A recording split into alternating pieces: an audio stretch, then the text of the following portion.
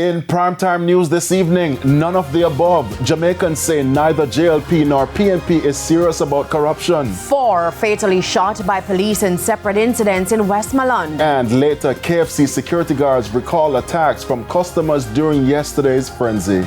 Good evening and welcome to Primetime News. We're live on air and online at onespotmedia.com. I'm Anthony Lug. And I'm Janella Precious. A special welcome also to our viewers on TVJ International in the Cayman Islands. Now, later in the newscast, we'll have business news, but Jermaine Brown is here with a preview of what's to come in sports. Well, thank you, Janella. Well, yesterday, all the rage was about KFC. Well, today, it's about turkey.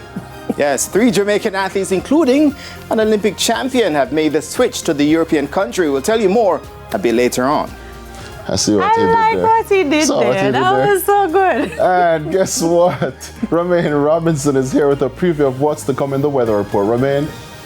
Thanks, Anthony. We don't have significant changes across the area over the next couple of days, especially as we move into the weekend and into Monday. We still have strong winds expected across both coasts, and we still have those isolated showers likely across western parishes in the afternoon.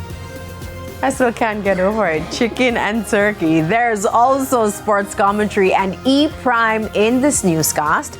But before the break, the feedback question. And this evening we're asking, what are your thoughts on Jamaican Olympians Roger Stoner, Rajendra Campbell and Jadon Hibbert switching allegiance to Turkey?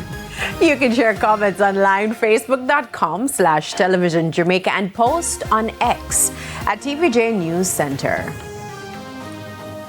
Please stay with us. Primetime News returns after this break.